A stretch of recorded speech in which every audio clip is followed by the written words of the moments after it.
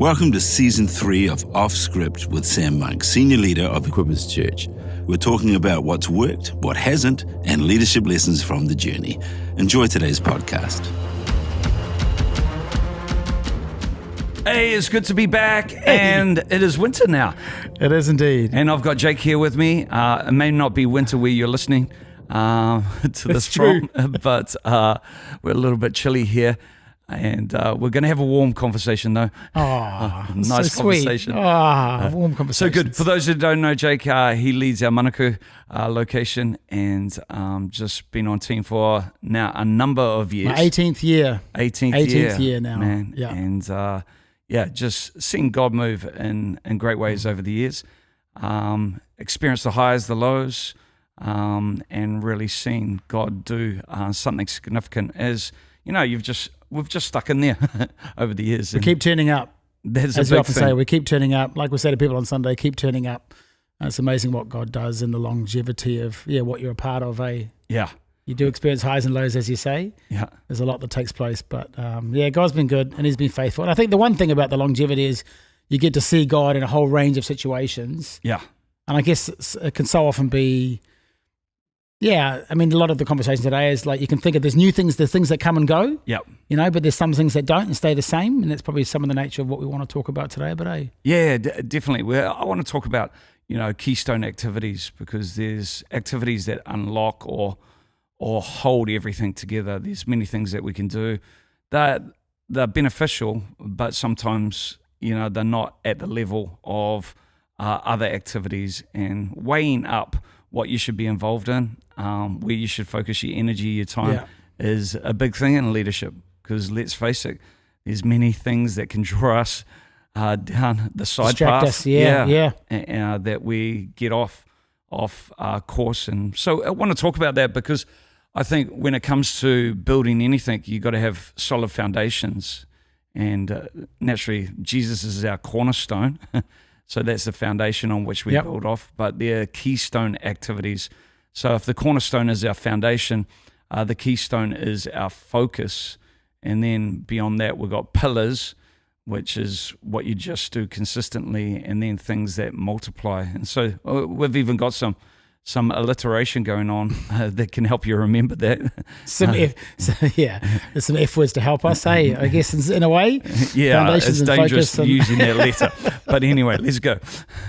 So today you want to talk about Cornerstone. You want to talk about the foundations of what we are building on. Yeah, the foundations, and we really want to lean into the focus area. So we've got focus, and then beyond that, we've got the things that, just what we need to be faithful in, and then which leads to fruitfulness. And, a lot of people can focus on outcomes rather than seed behavior. Yeah. And it's really, I think one of the hardest things in leadership is also to determine what you're responsible for and what God's responsible for. There's times where, we've got to put a demand on God. We're doing our best. Yep. But there's other times where people are putting a demand on God, and God's going, hey, you're not using what I put in your hand. Yeah, that's very true. And there's that tension in knowing what's your responsibility and what's God's responsibility is sometimes the art of leadership, but also knowing what to focus on and what not to focus on. Yeah, because there's a tendency when things aren't maybe going the way that we think they should go, there's a real tendency to try and push things more, to strive a bit more, to work a little harder, do some more hours, put more into our sermons and those kinds of things. But rather than allowing God to be God and us to be us, I think there's that that kind of control freak in every one of us, that wants to take over things all the time, to think that somehow that we've got it right.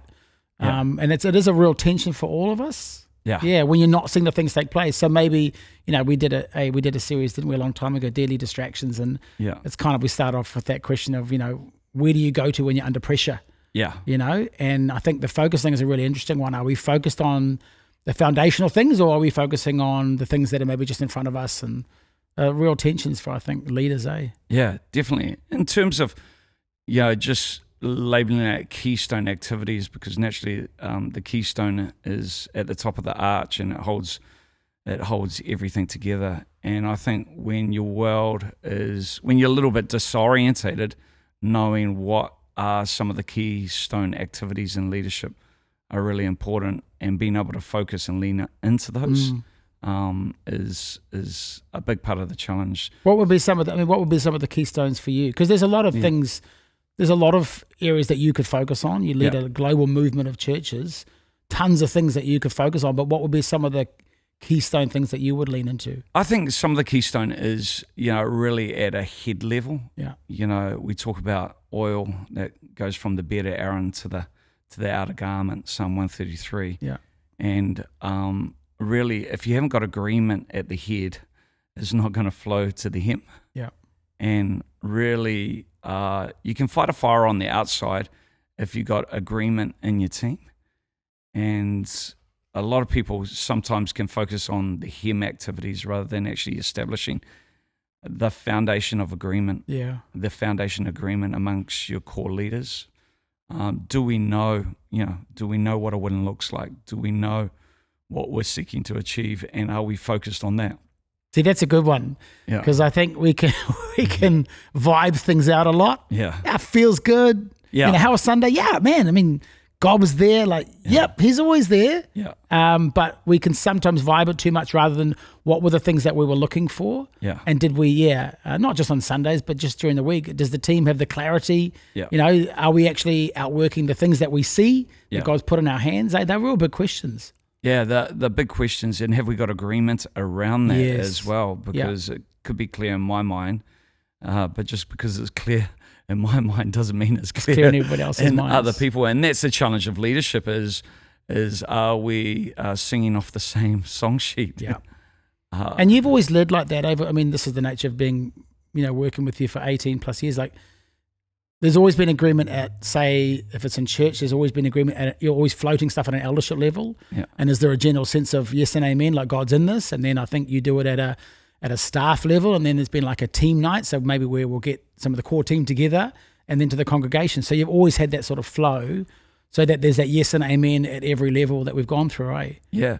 And I think that's really important just in even communication, because in communication, you send messages, but just because you send it doesn't mean it's received in the same way. Yeah. And this is where feedback loops are really important, in core teams, in your core team, to be able to go around a room and go, what do you think?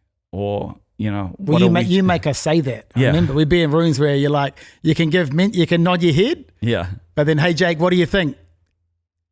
And you've got to, you make us verbalize it, which I think is important, because then it gives people an opportunity to go, am I into this or not? Like, you've got to draw a line in the sand. And I think also, again, that language, and I think we've shared this on the podcast many times, but, we'll say in a leadership thing, there's many roads that lead to Rome, but you've got to choose one. Yeah. But the road that we've chosen, the best road is the one that we've all agreed on. Yeah. It may not be the best strategic plan, but that doesn't really matter, eh? Yeah. It's when everybody's on board that makes it the best.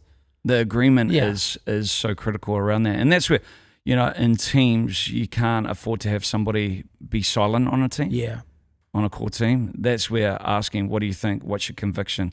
Not just nodding, but on the inside going, no. Not just smiling and waving. No. In fact, a big one is, we all know the story of Elijah where he confronts the Israelites and he says, how long are you going to falter betwing two opinions? Either serve God or serve Baal. It says they answered him not a word. Yeah.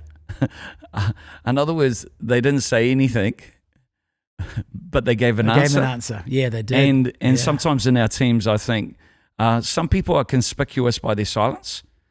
And that's where, no, what do you think? I don't want just you going along with the flow. I want to know your conviction, where you stand on this.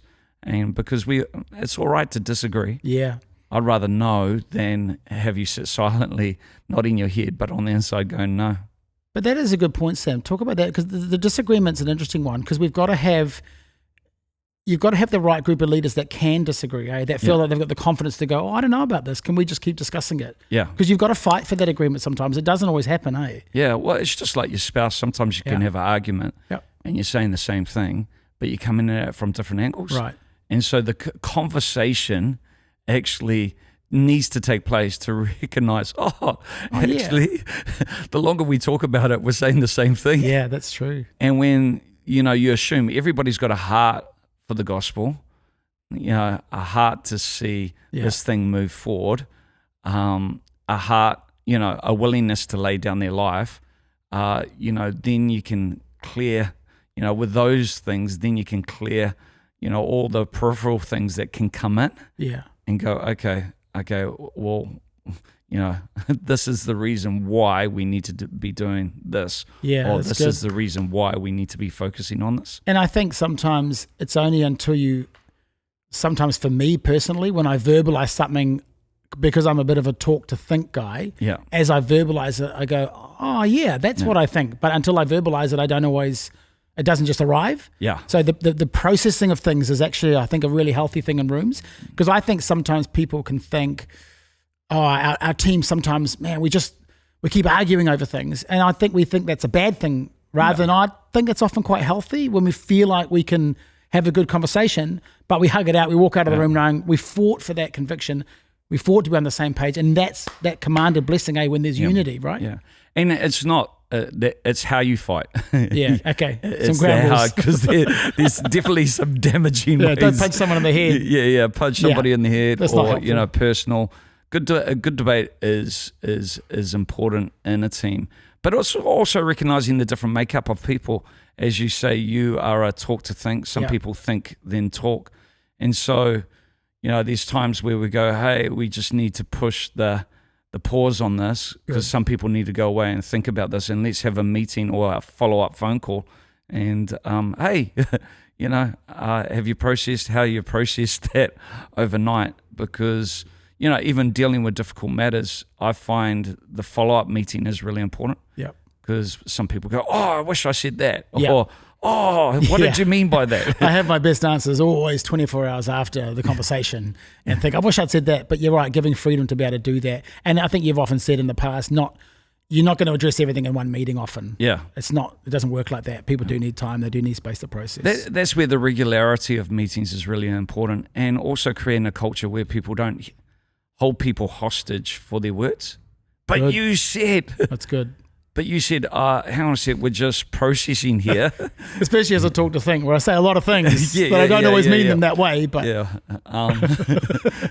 it's like, it's not holding people hostage and going back. Yeah, I said that, but I was trying to use words to articulate what's in my heart. Yep. And it's only by the using of words sometimes I discover what's in my heart. Yeah, that's good. And that's something that I think in teams giving one another grace, I think giving leadership grace is like, okay, they said this, but I knew what they meant. So the words may have been a little bit careless, but I understand the heart. And the longer you go in team and navigate these things, it's like you can move at a quicker pace because you understand heart more than you're trying to, interpret every little sentence. And that's the nature of trust, isn't it, within teams? You've got to be able to trust the people that you work with, the people that otherwise you're always thinking, oh, what do they mean by that? What do they mean by that word? So I think the trust is really important. Once that's established, you can actually get forward a lot faster, eh? Yeah, and to me, that's a big focus. We can focus on programs, we can focus on a whole lot of things in terms of what's next in the calendar. But in terms of getting... leaning in, I feel like the agreements around teams, getting agreement, heart agreement.